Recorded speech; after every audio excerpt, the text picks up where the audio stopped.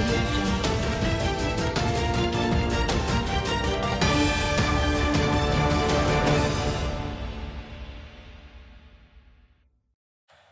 evening and welcome to the 5 o'clock Somewhere News, where we discuss the 2020 political election. The time right now is 3:30 a.m., but it's the best time, the greatest time, to discuss the greatest American values we have today. In 2016, there were quite a few celebrities. Take Kanye, who says he would stump the Trump when it came to 2020. But unlike Manifest Destiny, I think you can be agreed on that going west isn't the best.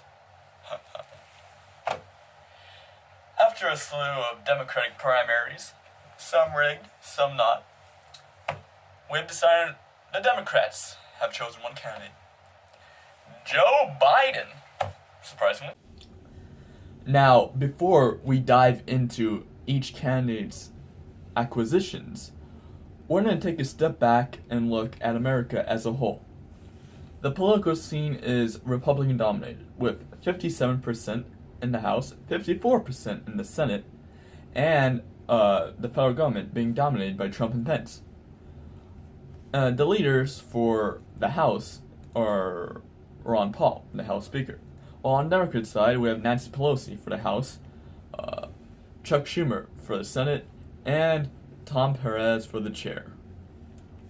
Now, when it comes to who is most liked in the party, that's a very interesting issue.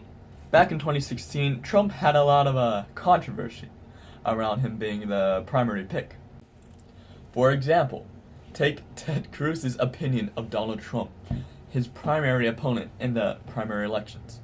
All across the country, I'm going to tell you what I really think of Donald Trump. This man is a pathological liar.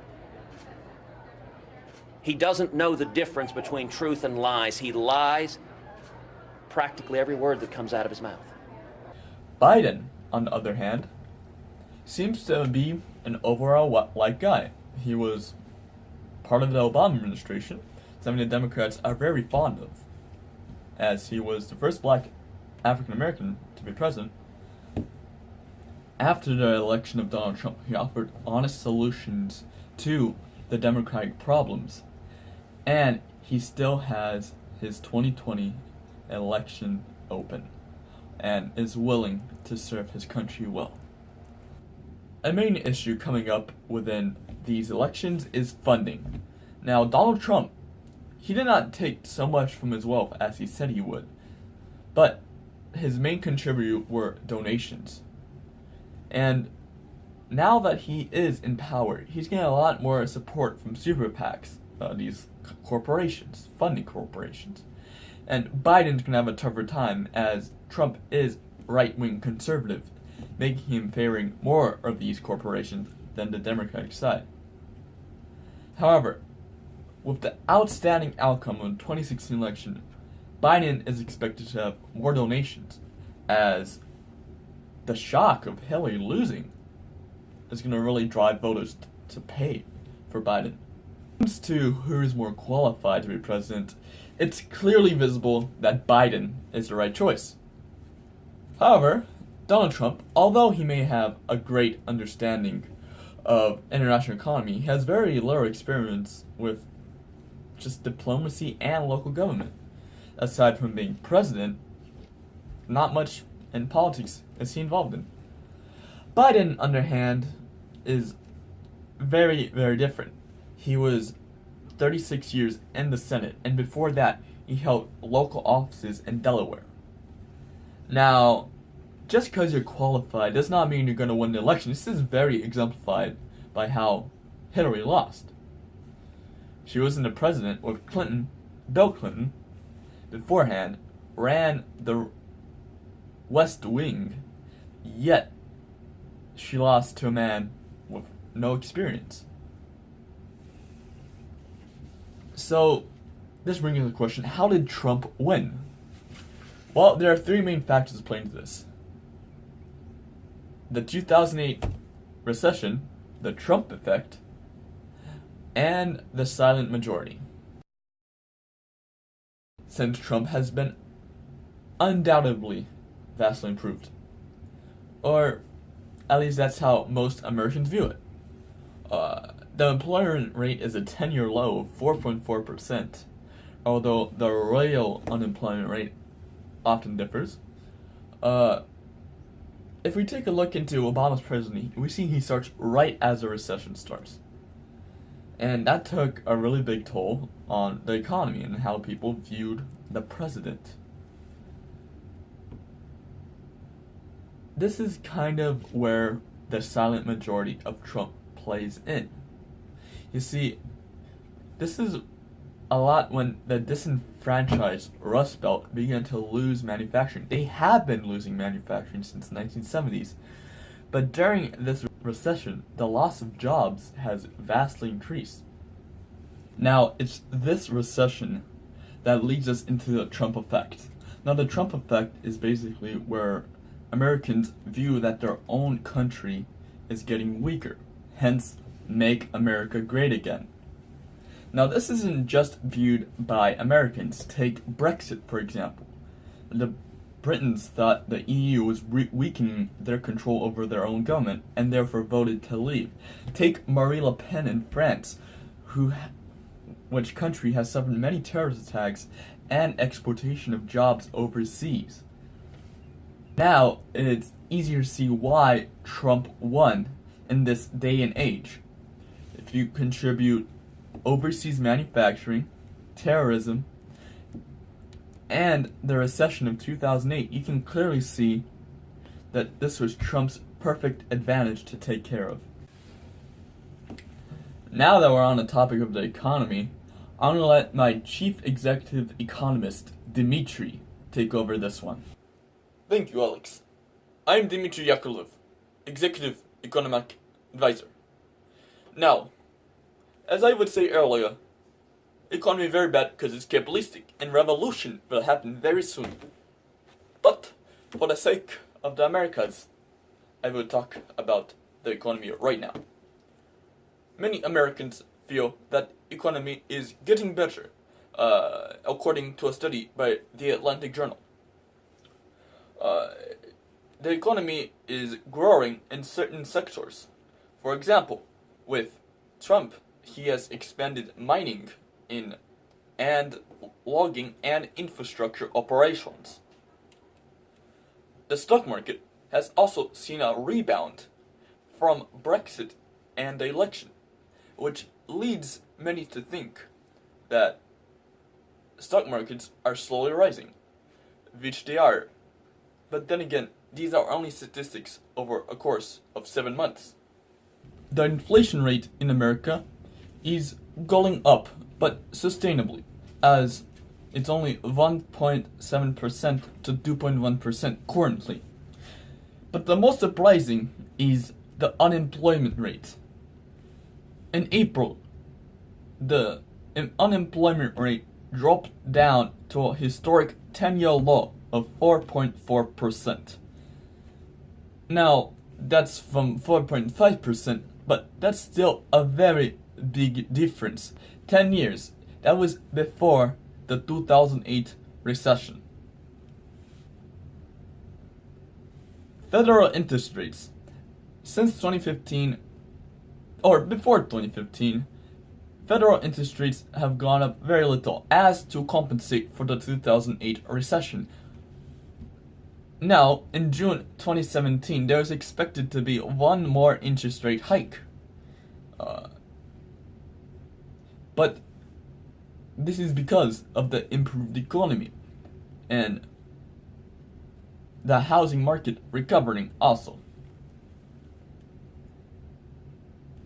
Now, the way these affect the candidates is that President Trump boasted about how great of a leader he will be for the US economy, and right now it seems to be very prevalent. It will be very hard for Joe Biden to catch up to President Trump's grandeur.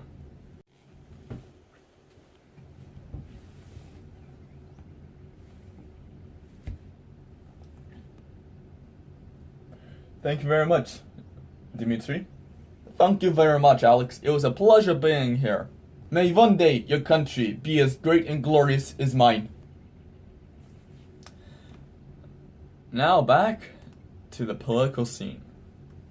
One of the greatest influences of Trump was media. Now, on the 5 o'clock anywhere news, you can trust us, 'cause we're the best, and nobody's better than us. And Fox and CNN, they're not us. We're better. On the Alex Broadcasting Channel. So, as the rise of the internet since 1990 has been the biggest information highway the world has ever seen. And therefore, social media has had a profound influence. Donald Trump's Twitter account has generated so much controversy that it itself is a primary source for the president to use. His own words can no longer be manipulated by the media if he writes them himself and posts it himself on his own media source. Now, the way media has also been used has changed. If you look back at the earlier presidential debates, you would see that they were stating facts, they were stating their policies. But now, it seems that the candidates are attacking each other, trying to discredit each other, and using terms such as fake news to delegitimize their own claims. And in a way, they're more or less trying to persuade that they are the best candidate, rather than inform them on what they plan to do. All this persuasion has also led to a lot of negative effects of media. For example, if we take Hillary Clinton, we would see Trump would constantly bring up Benghazi, the FBI emails, and now it's turned back on him with the Comey case, with the Muslim travel ban. And the way Donald Trump combats this is using his tactics of fake news. Fake news leads to a lot of hatred and isolation towards how people view politics. For example, CNN has often been criticized with contributing to pro-Hillary content, while Fox has been attributed to covering up things such as the Comey case, trying to downplay it in such a way that Trump is not at fault. And all of this workarounds, so to speak, have led to the adoption of fake news. News that has been very much so biased. And this bias has led to the rise in social media, where the individuals can display their own opinions, fake news, that has very dire consequences, because it's on the line on slander and libel. And this can really confuse the audience and really hurt these news stations on what is real news. Now let's move on to how people vote for their candidates. As said before, Donald Trump has had a majority of the white working class vote for him. So you have blue collar workers, white collar workers, and evangelicals. For Biden, it's going to be expected the same kind of demographics that Hillary had. Liberals, of course, minorities, and women. The feminist movement very much aligns with the democratic and liberal values. Now, let's compare some of the positions that both parties have. For conservative values, it is to believe in individual responsibility, limited government, free markets, and traditional American values in a strong national defense. It is the belief that the role of the government is to provide the freedom necessary to pursue their own goals. and it emphasized on the individuals to solve their own problems. On the other hand, you have the liberal point of view. It's the belief that the government action should achieve equal opportunity and equality for all. It is the duty of the government to alleviate social ills and protect civil liberties of the individuals and human rights. Liberal policies generally emphasize the need for government to solve many problems. One of the major topics between liberal and conservative values is terrorism. Trump has a very strong point on terrorism, maybe a very militaristic point also. Somebody criticized me the other day because they asked me what I do, and I said, I'm going to bomb the shit out of them. It's true. I don't care. I don't care. They've got to be stopped.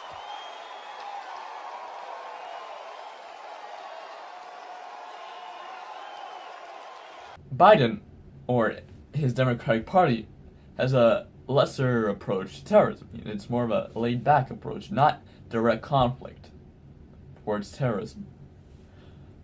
The main issue between conservative and liberal is that healthcare. How should it be distributed? With Trump's new healthcare plan, the ACA, to replace Obamacare, it reverts back to a system where it's more based on the individual rather than Medicare being extended to more people. Now, this has both good sides and bad sides. One of the problems with Obamacare and more universalized healthcare was the high cost and premiums associated with it. And although it did help a lot more people in the long run, it felt like the people who were paying the most were getting the least. With Trump's new ACA care plan, it's more based on the individual applying their own compensation for the market of healthcare. And in doing so, this may also limit people who cannot afford healthcare, and is one of the drawbacks of a more capitalistic approach to healthcare. Lastly, we have welfare and social security benefits. Now, one of the main issues with welfare is, should it exist? And how much of it should? Right now, the US government is in a lot of debt. And one of the main contributors to government spending is Social Security. For Republican values, their belief is to, in order to relieve some of this debt, you must cut back on the spending. However, in doing so, it's very similar to the healthcare plans, where those who need it won't get it. Therefore, Biden is expected to have a much more liberal approach in order to keep Social Security and not change it from Obama's era. Trump, on the other hand, has made sweeping changes to this program, and time will tell if this has worked or not. Some other issues that are really important to have is gun control. Now, in fall of 2016, there has been a new law passed that concealed carry is allowed on college campuses. Now, this was in the height of the presidential election, and many liberal and democratic people were very displeased with this loosening of gun control. And Biden plans to have stricter gun control as Obama did during his presidency, while Trump believes in a more direct interpretation of the Second Amendment. Energy. Now, Trump has been accused of not believing in climate change, and this stems from the part where he does not limit, as Obama did, for oil companies and companies that exploit fossil fuels. Biden, on the other hand, would follow more along Obama's regimen of endorsing more sustainable energies. A very controversial topic for the younger generation is affirmative action, particularly in colleges. Trump has expressed the meritocracy, the direct meritocracy of having chosen people by who they are, regardless of race. While Biden believes that those minorities who have been disadvantaged should now receive an advantage to make up for their lost ground. And finally, one of the most important things with Trump is immigration. Trump has been accused of being a racist, a fascist, and an anti-Semite, and being very anti-Semitic, as seen with his Muslim travel ban. Now, Biden would not very much consider supporting every illegal immigration to be illegal. However, he would be much more loosely than Trump than building a wall, for example, tightening border control. He would be more loose on those circumstances. And finally, one of the most important things with Trump is immigration. Trump has been accused of being a racist, a fascist, and an anti-Semite, and being very anti-Semitic, as seen with his Muslim travel ban. Now, Biden would not very much consider supporting every illegal immigration to be illegal. However, he would be much more loosely than Trump than building a wall, for example, tightening border control. He would be more loose on those circumstances. And this wraps up our comprehensive presidential election of 2020. I'm your host, Alex Tribley, of 5 o'clock Somewhere News. May you have a good time, anytime, all the time, every day.